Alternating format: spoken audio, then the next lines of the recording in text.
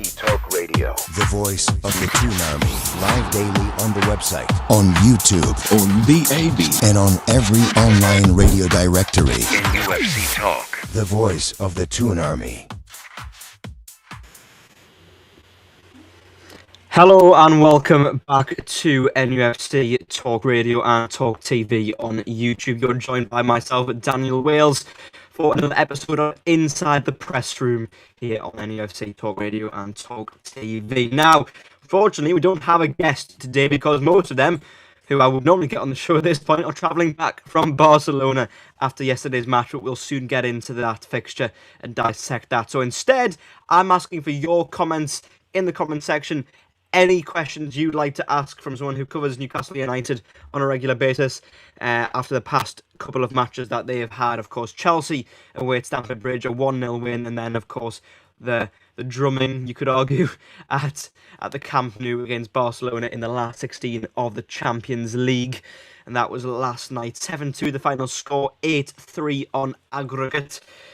Wasn't exactly how things wanted to go for Newcastle United, and of course they built the game up so well with Chelsea with the win at Stamford Bridge, but of course you went to the Camp Nou and actually you get back into the game and it's 2-2 at one point and you think, well, it's there for the taking, but not to be. Of course we'll get into that a little bit more with a little bit more detail later on, but for now though, please do like, comment, share, subscribe. You are listening on DAB, thank you for tuning in, and if you're watching on YouTube, please hit the like button, do comment, and do put your questions to me, and I'll try to answer them at some point during the show to come. But for now, though, after this short break, we will get into the first press conference probe of the show, when we look at Chelsea and the 1-0 win there, and what was said in the press conference following the win at Stamford Bridge. You are listening to NUFC Talk Radio. the voice of the Toon Army. Live daily on the website, on YouTube, On the AB, and on every online radio directory. NUFC Talk. The voice of the Toon Army. So, as we know, Newcastle United won 1-0 at Stamford Bridge on Saturday evening. It was a 5:30 kickoff and it was a fantastic result for Newcastle. Now, there was certainly talk after that result of it being a bit similar to the 1-0 win that Newcastle achieved over West Ham United at the London Stadium last season, which was preceding the Cup final. But anyway, well, sorry there. I did see your question, by the way. I will come on to this in a moment. But anyway, we'll just finish with Chelsea first, then we will come on to this soon.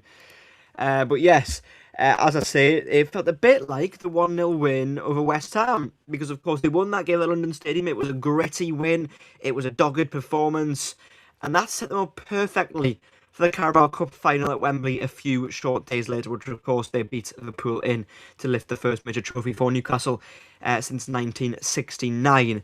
And this felt similar, didn't it? It felt like, you know, it was a 1-0 win in the capital, going into this big run of fixtures. Of course, it was only a big single fixture the last time against West Ham, 2 fixtures in this case with the Barcelona game and, of course, the derby to come this Sunday.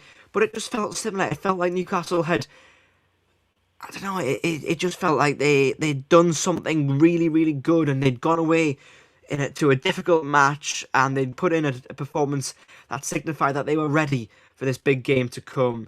And that's exactly how it felt to me. And when you look at what Eddie Howe said in the press conference afterwards, he described it as a long overdue clean sheet. And I think that's completely right, because of course you look at the results they've had prior to this, even the wins they'd had, Newcastle, they just couldn't stop conceding. Now yes, we'll get to Barcelona soon enough, where the goals rained in, especially in the second half. But that clean sheet was long overdue. You had a defensive back line of Sven Botman partnered with Malik Chow and Tino Livramento and Lewis Hall as the full backs. And as I say, Eddie Howe described it then also as creating a good feeling after that game, and it was great to go into the games they had to come with this good feeling. And I think that's very right from Eddie Howe, because you look at that game, as I say, and they could have easily gone to Chelsea and lost quite heavily, given the fact that they probably had one eye on the games to come. When I discussed with Craig Hope here last week, we both thought that Newcastle would lose at Stamford Bridge and perhaps get something at Barcelona and win against Sunderland, but actually it turned out to be the other way around, in the sense that Newcastle got something against Chelsea, and of course they didn't end up getting anything against Barcelona. But I thought that actually when they did get something against Chelsea, it was the perfect setup for what was to come at the Camp Nou and what is still to come against Sunderland at St James's Park on Sunday at lunchtime. So yeah, any questions about Chelsea? Because I'd like to hear what your thoughts are about that game. Because yes, if we take Barcelona out of the equation for a moment, just how happy were we all with that win against Chelsea? In particular, the defensive display. Let's have a look at a comment coming in here. How it needs to go, playing chips and burn over Botman and Chow, who held Chelsea at Stamford Bridge from the first minute to the end, with no goals conceded, never a winning team, never change a winning team. Yeah, I completely get that point of view. I don't think Howe should go on that decision, but I do understand the frustration with changing a team that had done so well. Of course, he had to factor in the fact that rotation was needed, and Dan Burn and Trippier had done well against Barcelona in the first leg. There's no doubting that. But I think that certainly you could argue that just because of how well they played against Chelsea at Stamford Bridge, that it was maybe a decision not to change a winning team. It's certainly a very good point. But anyway, yes.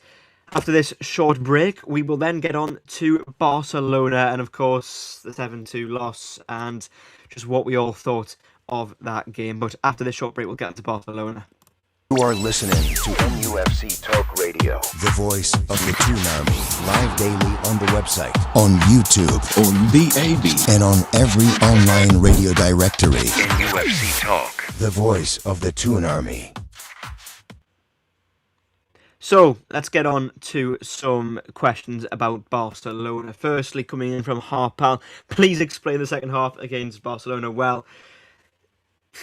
How do you begin, I think, is is the main question with that one. Let's have a look through the comments again as well. Sorry, I clicked on the wrong one there. How long are we going to have to listen to advanced talks for our midfielders from Manchester United? Yeah, that is a big frustration, and I get the huge frustration in the press with regards to that, because it does seem daily at the moment. We've had links with Sandro Tonali, we've had links now with Bruno Guimaraes, and of course it's not just Manchester United. You know, you've had Arsenal linking to Anthony Gordon, Manchester City linking to Tino Livramento. It does feel, doesn't it, that Newcastle's players are constantly being linked elsewhere, and of course it's just a continuation on from what happened last season with Alexander Isak, and not just Isak, of course. Tonali was linked elsewhere last season. Bruno Guimaraes was linked elsewhere last season. It does feel relentless, doesn't it? And that is a big frustration. Just how frustrated are people with all that as well? Because, you know, Newcastle, whether they're good or bad, it does feel that their best players are constantly being linked with moves elsewhere. Let's have a look at another comment. I don't trust Howe and never will, so I really hope it gets... Did you trust him this time last year, though? Can I just ask? Because you say you never will, but did you trust him this time last year when we went into the cup final and Newcastle won that game convincingly against Liverpool? Because this is what I don't perhaps get a little bit with a lot of the criticism with Howe. Because yes, I get some of it's warranted. Some mistakes have been made this season, but it feels to me that people are erasing very recent history, and the fact that Eddie Howe has got an awful lot right, and the fact that Newcastle are actually playing in a game against Barcelona is mainly down to him. So as much as, yes, you could argue that playing players who, you know, did really well against Chelsea a couple of days ago, yeah, but did he though? Because Isak, you know, wasn't great for the end of last season. This argument I can't agree with personally, because that's therefore saying that Newcastle would never have gotten to the Champions League. They would never have got to two cup finals in this period, because let's be honest, getting to two cup finals and getting to the Champions League twice is all thanks to Eddie Howe. As much as you like it or not, it is down to Eddie Howe. He's the one who's coached them into this place. Yes, this season's been frustrating, and you can pick fault with some of the team selections and some of the matches and the goals conceded and the mistakes this season, but let's be honest, before this, Newcastle weren't in a good place at all, were they? When Eddie Howe came in, they were, you know, 19th, one win, etc. And since then, two cup finals, one cup win. You know, with that argument, I know people say it's hard to say that, you know, other managers could have done similar, but let's be honest, they didn't. And in Newcastle's past, Newcastle have been waiting for a cup win and for Champions League football for so many years. They've been waiting for Champions League football for 20 years. They've been waiting for a cup win since 1969 for 56 years. So you've had all those managers since then try and fail to do something like that for Newcastle. So to say you've never trusted him, given where they were and where they are, it's to me, it's a difficult argument to agree with, because, as I say, without Eddie Howe, where would Newcastle be? That's what that's my point of view on it. Let's have a look at a comment coming in here. What will happen? We'll be left with Waldemar and Wissa. I'll come on to that in a moment, because I'm just going to continue with this discussion. 27 goals saved. Howe. One of the reasons how it states that he's English, but so was Kevin Keegan, and I think I hate to bring up arguments, but I think this is a bit of a shallow argument, because let's be honest, when Howe first qualified for the Champions League, Isak only scored 10 goals. Yes, he had a lot of time out injured, but Callum Wilson scored 18 goals. He was Newcastle's top scorer that season. They've got Amaron scored a lot of goals that season. It's not just Isak that has got Newcastle to where they are and where they've been. I think there's a lot more to it than that.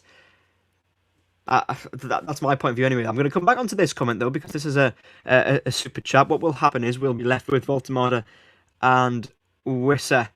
So with regards to Voltemada and Wissa, I think that's a big point of discussion, because at the moment you've got 120 odd million pounds worth of striker sitting on the bench, and they're not getting a sniff at all. In fact, Anthony Gordon starting through the middle, and then his replacement is young William Asula, because they fit Newcastle's mould much better than the other two at the moment. Voltemada doesn't really fit how Newcastle wants to play. Now, you could argue that they might have to adapt the system come the summer with other transfers to try and fit Voltemada better in, but at the moment that doesn't really work. And Wissa, well, he just is a player shot on confidence, not really fully fit, and it does seem like quite an expensive mistake if you ask me at the moment. Voltemada, I think, is one who's worth persevering with, because I think he's got ability, and I think it's a case of adapting eventually come the summer with new business and new transfers to fitting him in to Newcastle and making the system work for him.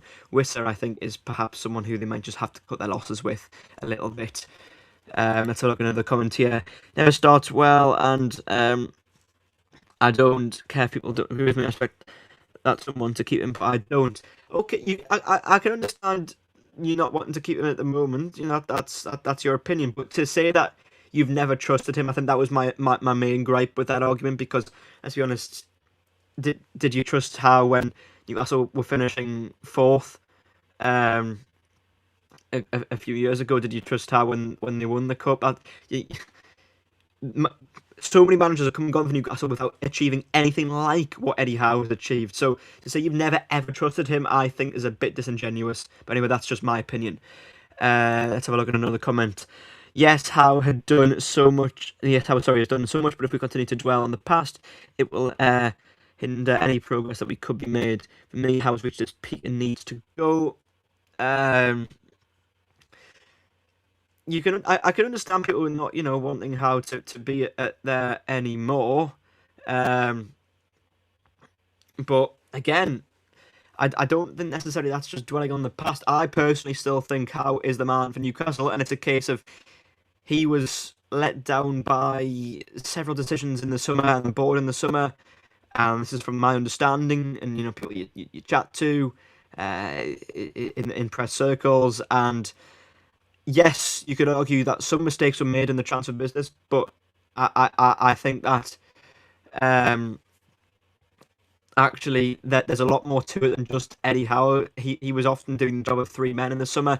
You could argue that why weren't CEOs brought in? Why weren't sporting directors brought in a lot sooner? Why was Howe having to do the job of all those people, when realistically he should have been looking at and just focusing on getting the team ready for the season? But no, he was trying to do it all. And so actually, yes, you could argue some of the business wasn't up to scratch, but the fact that he was having to do that business in the first place is a failure of those above him. So yes, criticise Howe for who was brought in, but criticise those above him for not having the structures in place and the people in place to make sure that the summer was done properly. You know, you look at the Isak situation. They went on all summer trying to say that we're going to keep Isak, but then at the end, right at the end of the window, they didn't. So that's a huge failure of policy, in my opinion. Let's have a look through some comments. The summer was a debacle. Yes, it was, but I think to completely blame Howe is wrong.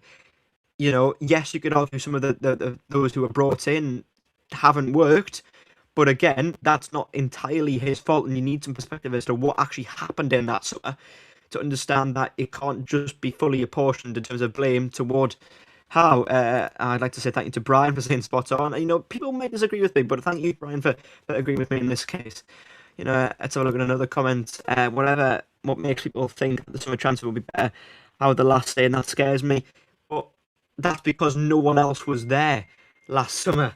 You know, that's because no one else was there in those positions to help him out and to help make those decisions. And this summer will be different because they've got Ross Wilson on board. They've got David Hopkinson on board. Now, you know, my view is that they should have been brought on board a lot sooner than they were.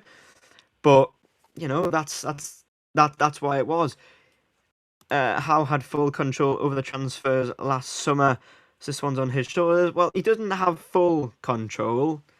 I don't think that's entirely true. He had a lot more control perhaps than he would have liked to have had. Or perhaps, you know, maybe you would argue he should have had. But again, that's a failure of the board above him for not appointing those people in the right roles quickly enough. You know, Darren Eales had been gone for a lot of people... for a lot of time, and they didn't replace him. And, you know, the Mitchell debacle was what it was. Howe didn't want to play nice with Mitchell or Ashworth. Ashworth and Howe got on fine. From what I know and from what I understand, Ashworth and Howe were absolutely fine. That there was no issues there. Ashworth left because Dan Ashworth left Newcastle United. Mitchell, now there are parts of that with his run-ins with Howe that you can say some things he said were correct, some things he said weren't correct, and perhaps some things he said that were correct shouldn't have gone out into the media and the press. And that's a story for another day as well. But let's keep going through these comments. We've got a lot coming through, and I'm really enjoying the engagement. The board deserves blame too, but Howe wanted Alanga and Ramsey that are focusing on squad depth, went and spent 90 million on 2 years. Massively underwhelming. I can understand that. I'd argue that Ramsey is now coming into his own a bit and actually has been quite good of late, and certainly there is a player there, to be honest, with Ramsey. Alanga has been a disappointment. I'm not going to say he hasn't. 2 goals last night at the Camp Nou aren't going to change that. But Ramsey, I think his injury at the start of the season certainly didn't help, but I actually do genuinely think there is a player there, and that he will continue to get better under Eddie Howe at Newcastle, and I think he needs just a bit of time. Alanga is one where he was really good for Nottingham Forest last season, but he just hasn't hit the heights, and he's definitely a confidence player in my opinion, but it's just how is he going to get that confidence unless he starts performing and putting goals? And you could argue that actually, despite the loss that last night, that will give his confidence the world of good because he scored twice against Barcelona. It's certainly going to help him. But anyway, let's keep going through the comments. Hello guys, says David Spence. Another one here says, based on last night showing, a lot of those players will want to leave. Well, if they do, they do, and that's just the way it is at the moment with Newcastle. I often think, you know, when I watch games like the game against Barcelona, and then you look at the reaction afterwards, that there often are huge overreactions to them, because yes, you can be disappointed in a game like that, and it was slightly embarrassing towards the end. It was. And there's no doubt about it, and people will mock Newcastle, saying, oh, you've gone and conceded 7 against Barcelona, and they did. But at the end of the day, does Howe get sacked for 1 loss against Barcelona? No, in my opinion. That's just the way it is. He's got 8 more games this season, including a time-away derby to come. And if Newcastle qualify for Europe this season, whether that be conference or especially if they qualify for the Europa League this season, whether that be 6th or 7th, if the placings go to that point of view, it's to me a successful season. Last 16 in the Champions League, qualifying for Europe again, semi-final of the Carabao Cup, 5th round of the FA Cup, with the squad that Newcastle have. I don't think, you know, you can't expect Newcastle to be doing like an awful lot more with with that sort of a squad. Anyway, let's have a look through some more of the comments.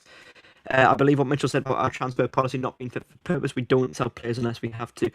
That's fair enough. I can understand that point of view. What he said was correct. But I don't think he had to say that out loud in public, because actually that created a rift in itself and created unnecessary headlines that the club, Eddie Howe and Paul Mitchell didn't need.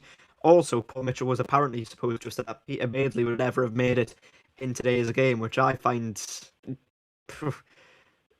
laughable, to be brutally honest with you. Let's have a look. I'm not done with Howe because of Barcelona. It's the whole season. In-game management is mostly awful. Yes, there have been certainly moments this season where the in-game management has been pretty poor. But again, I just don't think that you should sack a man because they're having one bad season, given that every season before Newcastle they've overperformed under Eddie Howe, and that's the issue that I have with the arguments that just get rid of Howe. Just get rid. I just don't like it personally. That's just my personal view. Let's have a look at some more comments. We can't afford to make mistakes with transfers. We can't absorb it because of the revenue that the gap we have to the top six. Yeah, that is an issue. You know, Newcastle can't afford to make mistakes in the transfer market at all. Because, let's be honest, if they do, it sets them back. And that's the issue with Witter, I think, that for the most part, he's the one who's spending 55 million on a player who has hardly played this season, doesn't look like getting any better this season. That's a real issue. I think with the transfer policies as a whole, that this summer will be interesting to see how they adapt it, because I think they will know that they need to adapt their playing style a lot more going into next season, in order to win games, perhaps against sides who sit in. But anyway, that's a question for the summer to see exactly what happens there. Anyway, let's have a look at some more comments. No one can convince me how we'll take to the next level in any way, shape, or form. Okay, that's fine. That's your opinion. Can I ask in response to that, who would you like in to replace Eddie Howe if you got your wish and he was to leave Newcastle? Who would you like? Because I often find this argument, this is the interesting point. People say get rid of Howe, but who would you like for Newcastle, and who do you actually think could take Newcastle to the next level? Because I think it's easy to say get rid of Howe and bring in a top level manager, but could they work under the financial constraints that Newcastle have had to work under? That's a big question. You know, Newcastle spent a lot of money, but they haven't spent half the money of the big six over recent years. But that's just my opinion. So if we have a look at the comments, it's not up to me who comes in, and there's better managers out there. But well, okay, there may be, but again, could they work in this regard? That's something that I often wonder. You know, Pep Guardiola's, your Jurgen Klopp's, they've often had great success in football, but they've never actually done it with clubs who have got financial regulations limiting them a little bit. That's just my point of view. Let's have a look at some more comments. The Barca game was a perfect representation of our season. We score, they score, we score again, they score again. First half ends, second half begins, and we completely collapsed, and vice versa. Yeah, I wrote in my report that it was a perfect microcosm of the season as a whole, and to be honest, yeah, it was, and that has been the issue this season. I don't think the amount of games has helped having such a thin squad in terms of when injuries have hit them. I don't think that's helped at all, because then you've had the likes of Malik Chow, for example, who have played getting on for 40 odd games, maybe more than that, I don't know the exact figures, without really any break whatsoever. Certainly from an attacking sense, against Barcelona, they were very good in the first half, Newcastle, but of course the mistakes let them down hugely, and they have done for a lot of this season, and will be absolutely key. Can I just put this out to the comments now? Here's a question.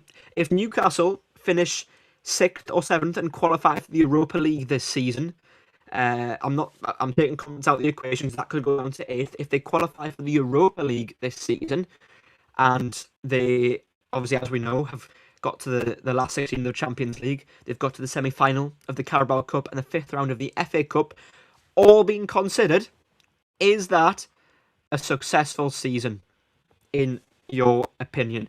Please do answer in the comments and let me know exactly what you think. Let's have a look at some of the comments. I've said it 1,000 times, there's nobody could do any better than Eddie with what's available at Newcastle. That's what I agree with. I genuinely agree with that statement. I don't think anyone else comes in and makes... You might get a new manager bounce for a few games, but I don't think that Newcastle will necessarily advance hugely from making a big change. Anyway, hello to David. Hello, yes, thank you for tuning in. Anyway, let's have a look. We don't have Bruno Tonali, so how do we get 6th or 7th? Well, Newcastle did win against Chelsea without Bruno or Tonali. They won against Manchester United with 10 men without Bruno. Yes, that's Tonali then, but, you know, they've proven they can win without them, so even if they don't have them, they certainly can win in these games. So that's my point of view, and, you know, Bruno will be back after the international break. Tonali, of course, we're still waiting for confirmation as to how long he will be out for, but they have proven that they can win without these players, so I don't think it's the be-all and end-all. If Newcastle go and beat Sunderland on Sunday, also as well, will this Barcelona game be forgotten about quite quickly? It probably will be, yeah. Yes, it's a bit of an embarrassment in terms of, okay, they've conceded 7 goals against Barcelona, but I think if they go and beat Sunderland, and if they go and finish 6th or 7th, that'll be forgotten about quite quickly, because then they'll be going into a competition in the Europa League that they genuinely could do really well in. So look at another comment coming in. Eddie comes in at 19th, finishes 11th, 4th, 7th, 5th, 2 Champions League qualifications, 2 League Cup finals, and 1 trophy. And yeah, as I say, this is what I don't get. I know it's fair enough. People say, oh, okay, don't dwell on the past too much. Newcastle have got to look forward, and they do, because they've got targets they want to achieve. David Hopkinson has set out this 2030 vision when Newcastle want to be an elite club. But you can't just ignore the past 5 years. Sorry, well, 4.5, however many it's been since Howe came in. It was 2021, wasn't it? November 2021. You can't just ignore where Newcastle were and where they are now. The prospect of playing Barcelona at the Camp Nou in the last 16, 5 years ago, was an absolute pipe dream for Newcastle. It just didn't seem feasible, didn't seem real. Yes, they've spent money along the way, but all the best clubs have. Newcastle's wage bill is the 8th highest in the Premier League from when I last checked, which means actually, for the past few years, they've overperformed every single season comparative to their wage bill, which tends to be a really good indicator as to where a team should finish. So as much as they're spending money on transfers, they're not actually spending a lot of money on wages. And if you have higher wage bills, the highest wage bills, those teams with the highest wage bills, they are the ones who finish at the top of the table. So until the wage bill increases, Newcastle, you know, they're not going to go and win Premier Leagues, Champions Leagues, for example. They can obviously keep on winning the cups they have won and keep qualifying for Europe, but that's just the way it is. Until the wage bill increases, until the revenue increases, that's unfortunately a ceiling. And at the minute, Eddie Howe has gotten to that ceiling. So it's now not necessarily up to him so much. It's a case of the club advancing in terms of their off-field financial situation. Let's have a look at some more comments. Anyway, coming in. Don't want squad depleting. Sorry, Walls, can you rephrase that? I'm not entirely sure exactly what you mean by that. I'll come back to you if you rephrase that. Anyway, let's have a look at another comment here. Considering our form, if we get European football next season, will constitute a success. It's a big if, though. Yeah, I think so. If Newcastle finished 6th or 7th, that's only 1 or 2 places lower than they finished last season. Considering all the fronts they've competed on for the vast majority of this season, I don't see how people can.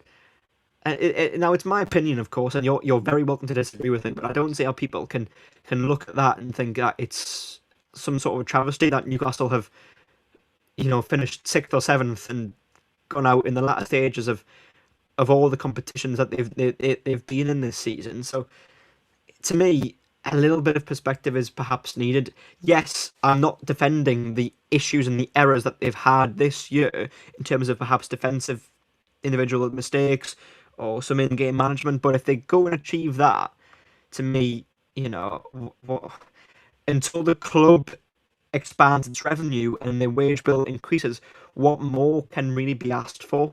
Because, as I say, the wage bill is what dictates where clubs end up finishing, and Newcastle have actually overperformed in relation to their wage bill every single season that Eddie Howe has been in charge of Newcastle United.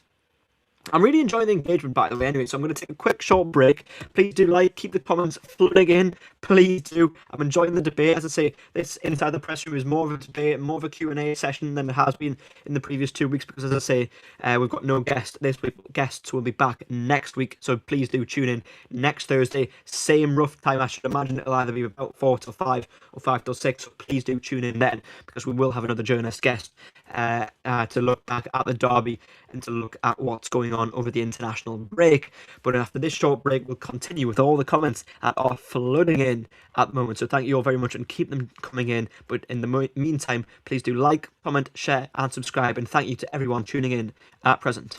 You are listening to NUFC Talk Radio. the voice of the Toon Army, live daily on the website, on YouTube, on BAB, and on every online radio directory. NUFC Talk. The voice of the Toon Army. Well, hello again. We are back to have a look at some more comments coming in. Let's have a look. So, how are Brentford 7th, Villa 4th? They don't have a lot more money than us. Yeah, but they're overperforming as well. That's the point. Brentford last season, teams can have good seasons, but they'll get hampered by Europe. It's just sort of how it goes. Newcastle and Villa, at the minute, are those two who are trying to break that ceiling, but struggling because they can't with their wages, etc. That's the issue. Brentford, last season didn't finish in the top 7, but they might do this season. But then if they get Europe next season, they'll be straight back down again. The point is, Newcastle can't get to the very top until the wages increase, and that's just the way it is. And so that's why I think you've still got to trust Eddie Howe, who's got into this position. Before then, you can judge him. Judge Eddie Howe when Newcastle are at a point to actually be competing for the elite honours. However that long may be. Okay, maybe something might happen in the meantime where he does go. Fair enough. But that's when I'd start to judge him a bit more, when Newcastle are actually perhaps at more of an expectation to be competing at the very, very top. But if he goes before then, so be it. But that's just my personal view. Let's have a look at some more of the comments. If you start experimenting with managers, we could go all Spurs. This is my worry as well. Manchester United have shown this too. They've experimented with so many managers, and only this season are they actually getting back to where they have historically been. They've been right in the doldrums. They've been, they finished. When was it? Was it 15th last season? But yeah, that's. It just shows that there are risks to these things. Have a look at some more comments. I will never trust Howe. So can I ask, did you trust him when he first signed for Newcastle, when he first became the head coach? And did you trust him when we finished 4th the season after and got to a cup final in his first full season? Or is it just because of this season that the trust got? Because when you say you've never trusted him, that makes me think that you didn't trust him when Newcastle finished 4th and 5th and got to 2 cup finals and won a cup, which they haven't done for, as I say, God knows how many years. Anyway, let's have a look at some more comments. The Europa League is a straight-on squad for little reward, Dan. It is, yeah, because you look at how Forest have done this season. That's a fair point. But if they go and win it, it's a trophy, isn't it? And it's a European trophy, and it also would qualify them for the Champions League. So yeah. Let's have a look at some more comments. I'm not genuinely trying to sway you. You're entitled to your opinion that you want Eddie Howe to no longer be Newcastle United manager, but I just find it hard to believe that you've never trusted him. That's what I find hard to believe because, as I say, that means that you didn't trust him when Newcastle qualified for the Champions League in their first full season under Eddie Howe. So that's what I don't get. And then they got to a cup final in the first season under Eddie Howe, and then they got into the Champions League and they played the likes of Dortmund, Milan, and Paris Saint-Germain, and then they of course finished fifth, got the Champions League again, and won a cup. So I just don't. I find it hard to say you've never ever trusted Eddie Howe in all of the time he's been at Newcastle. Anyway, that's just my opinion. Anyway, let's have a look at another comment coming in. Spurs are in the position they are in because of the incompetence of their board, not the managers. They were more worried about building a brand rather than the actual football on the pitch. Yeah, that's a good point about Tottenham Hotspur. Certainly, that's very, very true. I think as a club, their direction, certainly given the footing they had in about 2017 to 19, just with the squad that was so good, they then focused in completely the wrong direction, didn't they, in terms of building them to be a commercial brand. And I get the need of the revenue, but of course, and you've got to have the revenue, but they just completely looked away from the football completely, didn't they? And that's a real frustration. Yeah. Let's have a look at some of the other comments as well. I'm grateful for what Howe has done. Okay, fair enough. Fair enough. There we are. See, I knew you'd come round eventually to that argument. I knew you'd come round. Anyway, let's have a look. Don't complain about not having money for wages when it's wasting money on the cells. Yeah, you can make that point, but at the same time, their wages are, as I say, they have tiny wages, those players, compared to what those other clubs are on. Absolutely tiny wages in comparison. I think you could probably add up all the combined wages of those players and get the wage of perhaps one Mo Salah. Yeah. So you can say yes, complain about not moving them on, but at the same time, their combined wages is probably the wage of one Mo Salah. I'm not sure Jamal Lascelles was ever on 100,000. To be honest, I don't think that's true. As far as I know, at least, because let's be honest, the likes of Bruno and Tonali are only on just they're on over 100,000, but they're Newcastle's top earners. So I think to suggest Jamal Lascelles was on 100,000, I don't think that he was. Anyway. Let's have a look at another comment coming in. We need to be careful with what we wish for. End up like Tottenham or Forest fighting relegation, all due to the change in management. Eddie Howe is the right man for the job and needs the tools. Yeah, that's still my point of view.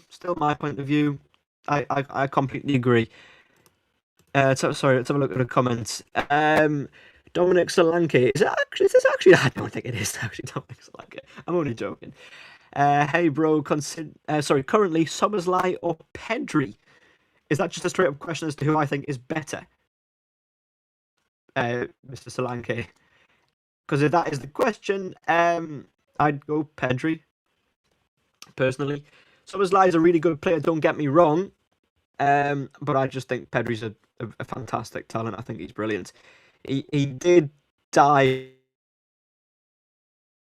one challenge that Joe Linton put into him in the first half, but I think, and that's inexcusable. I hate cheating in football completely. I hate players going down for nothing, but I think Pedri's a better player than Dominic Szoboszlai. I can't pronounce his name correctly. And that's not to say Szoboszlai is not very good. He scored some fantastic free kicks this season. He's been very versatile for Liverpool too. But I think Pedri is a more gifted footballer overall. What do you think, Mr. Dominic Solanke? What do you think? Let's have a look. Another comment coming in. Matthew, if Tonali leaves in the summer, which I think he will, I could see that happening as well, yes. Do you think the club will look to sign Elliot Anderson back? I think a lot of supporters would like that, to be honest. I think a lot of supporters would like Elliot Anderson to come back, but I don't think he will. I think Elliot Anderson will probably end up at Manchester City. That is my point of view. Am I still frozen, trolls, or am I back? Hopefully I'm back. Anyway, I think Szoboszlai is slightly above Pedri. See, Szoboszlai is very good from dead ball situations, and he's perhaps a bit more versatile. But I think, technically speaking, I think Pedri's more gifted than Szoboszlai is. That's just my point of view. I think Pedri's a brilliantly technically gifted footballer. Szoboszlai, I think, is really good, but I just don't think he's got the gifts in terms of technical ability that Pedri does. Still frozen. Well, what I'll do is I'll go to a break and then I'll come back and hopefully I'll be unfrozen from that point onwards. So we'll be back in a moment.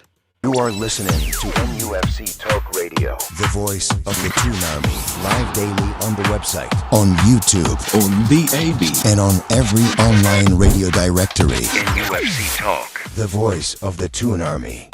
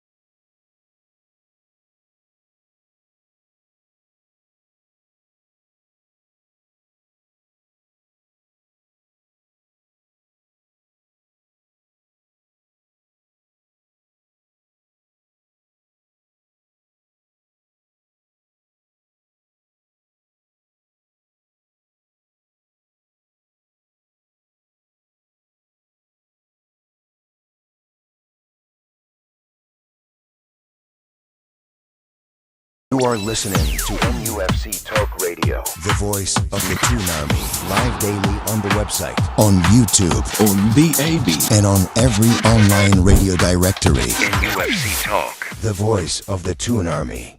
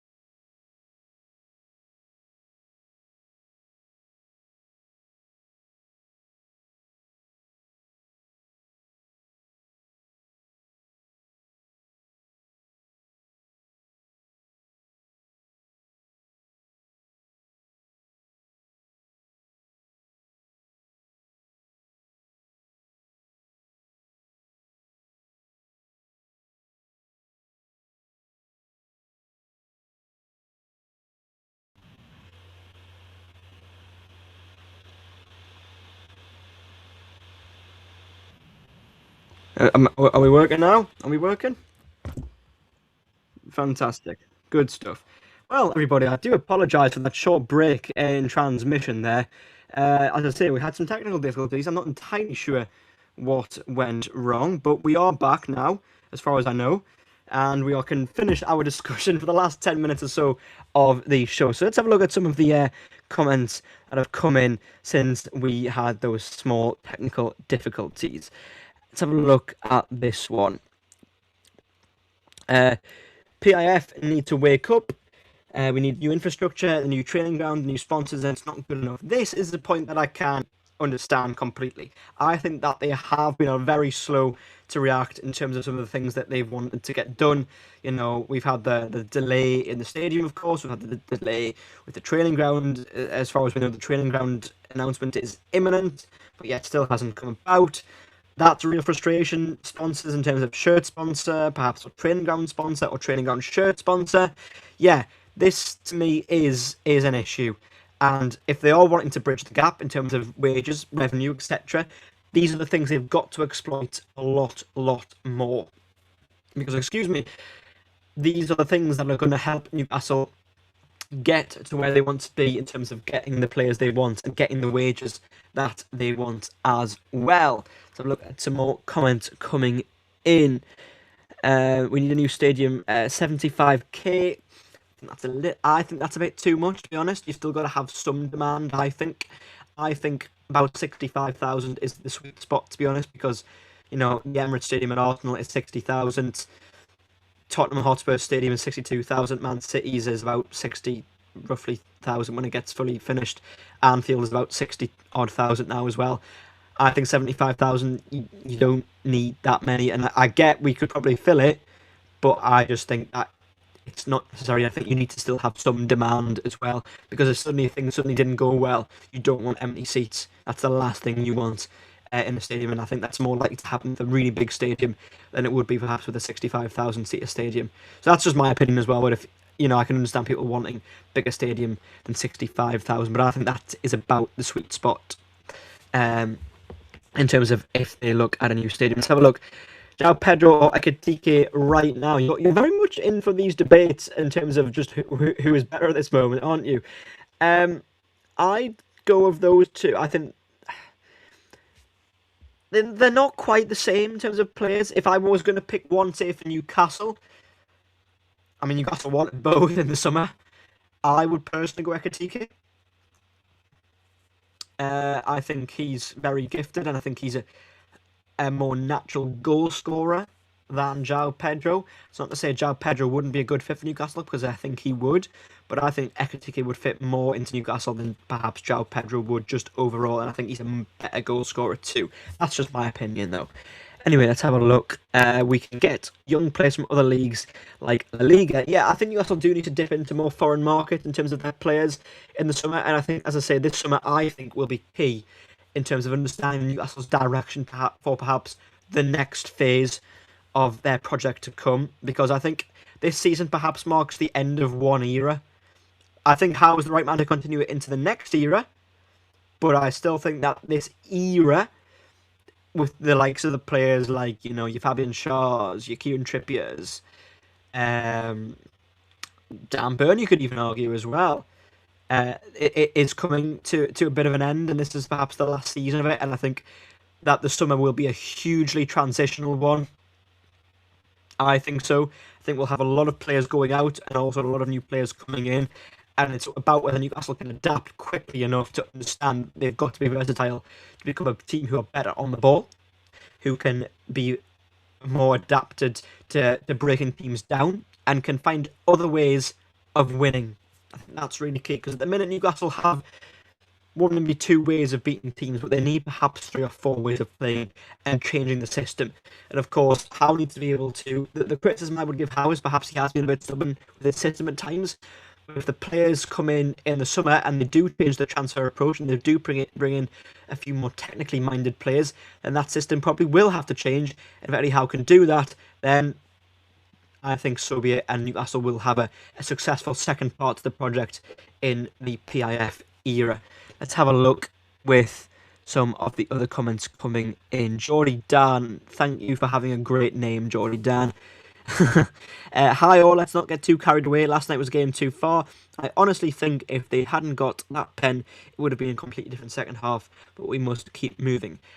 I was confident before half time when it was 2-2. I thought Newcastle could have gone into the second half with the scores level and perhaps sat in a bit more, made it really difficult for Barcelona, a bit like they had done against Chelsea, and then gone on the counter-attack. And, anything could have happened. That's not to say Barcelona wouldn't have still won. They may well have done. They've got some great players. They've got fantastic players who, rip Newcastle up at will at times in that second half. And that may still have happened. But I think Newcastle could have changed their system in the second half if the score had been 2-2 to make it difficult for Barcelona and then to exploit them at the same time. If they'd made it difficult and then they'd gone at Barcelona when they needed to and made Barcelona panic again, because we saw evidently that Barcelona's defence is suspect and was vulnerable when they had pressure applied to them. And I think if Newcastle had got those opportunities with the scores level, you never know what might have happened, especially if they'd made things difficult defensively in the second half and tightened up some of the errors that they had in the first half. More comments coming in. Which players do you think we can sign? Well, again, I don't think that... well, to be honest, I think it's also a case of not just who we can sign. I think it's a case of who goes out the door as well. I think summer is a balancing act. Summer, in terms of getting the transition right, to making sure the right players come in, but also making sure if players do go, that they are replaced. So I don't think it's a case of necessarily knowing who comes in right now. I think it's been ready for those who might leave and been ready for be able to replace them if and when that happens. Let's have a look at some more comments. Eddie Howe, our defence was poor compared to the performance against Chelsea. Yeah, I can understand. I do get that comment in terms of not changing a winning defence who had kept a clean sheet against Chelsea. I completely get that. Botman and Livermore were really good against Chelsea, and taking them out of the team against Barcelona did seem slightly odd. I get why he did it, because both Byrne and Trippier had played well in the first leg, as I mentioned before, but you could argue that you could have put Botman and Tino Livramento in for Barcelona and then put Byrne and Trippier back in for Sunderland. Either way, I think that Livramento will come in against Sunderland. Whether Botman does, I'm not sure, because I think Eddie Howe might want the passion of Dan Byrne and the know-how in a derby. It remains to be seen. You can go both ways with that argument. Botman is probably the better defender, but Byrne knows what that game means. So it's an interesting call in that regard as to who comes in. I think Livramento probably comes in for Trippier, to be honest, but I think Botman and Byrne's an interesting situation. I think we'll see. More comments coming in. We need that striker to hero worship. Yeah, Newcastle probably do need that striker to hero worship, to be honest. Obviously, Voldemort not really filling that bill at the moment, is he? Neither is Johan Wissa. Gordon doing the job of a number 9 pretty well, but isn't a striker to hero worship in that regard. And Asula obviously isn't that either. So, yeah, they are missing that out-and-out number 9 that they had with Isaac last season and the years before that, and Callum Wilson before that as well. And that is probably something they'll have to work on in the summer. Something that, of a number of things that they're going to have to work on in the summer. Let's have a look at some more comments coming in. The lads knew UEFA wouldn't let you NUFC win this game, hence no pen for Orlando, no call to Barcelona, and that pen for Barcelona like PSG both times. I wouldn't call UEFA corrupt, because I think that would be not something that I would like to do live on radio, to be honest. I'm not sure that's the right thing to say. Although, I certainly think Barcelona got away with a few decisions over both legs. I think that's completely true, because they did. And there's no disputing the fact that Lamine Yamal should have been booked in the first leg, and there are other bookings that they avoided in both legs as well. So, yeah, Barcelona got away with a few, certainly, and I think Newcastle's they had a few bookings that were very soft. Tonali had a couple of bookings that were very soft in comparison to the ones that Barcelona did not get given to them. So you can certainly argue the point that Barcelona were refereed leniently in that regard. Yeah. So anyway, I get that argument. I do. I do get that argument. Yeah, Botman is the better defender in my opinion. But as I say, sometimes you just need that sort of passion and well, I say passion, that just sort of understanding of the meaning in a game like that to help win it. Sunderland have often won these derby games in recent years because they've been up for it more than Newcastle have, and I think at least in Dan Burn, you're going to have someone who will be up for this game regardless. So it's whether you want that or whether you want someone who's perhaps it's a tough call. Eddie Howe has to make that call, and that we will see at 10:45 on Sunday morning when the team is announced. So that is for them. But anyway, we are coming to the end of the show. Thank you all very much for listening on DAB at NUFC Talk Radio and for watching on YouTube. I do very much apologise for the technical difficulties that we had about 2/3 of the way through the show, maybe 3/4 of the way through the show. Not really sure what happened, but we will be back next week, same sort of time, with another journalist guest to reflect on the derby. Yes, the derby. It is back once again, and also, of course, to look ahead to the international break to see which Newcastle players are going away on international duty, and also to see exactly how they do as well. And then the week after, we'll be reviewing some of their international performances. But until then, thank you all very much for listening on NUFC Talk Radio. Do continue to tune in on DAB, and if you're watching on YouTube as well, do continue to tune in because there will be some more great shows coming up this evening and for the rest of the week as Newcastle prepare for the derby to come. But until then, thank you all for listening on Radio DAB. Thank you all for watching on YouTube. Again, apologies for the technical error that we had earlier in the show, but we will be back next week on Inside the Press Room to look back on the derby. Thank you all for watching.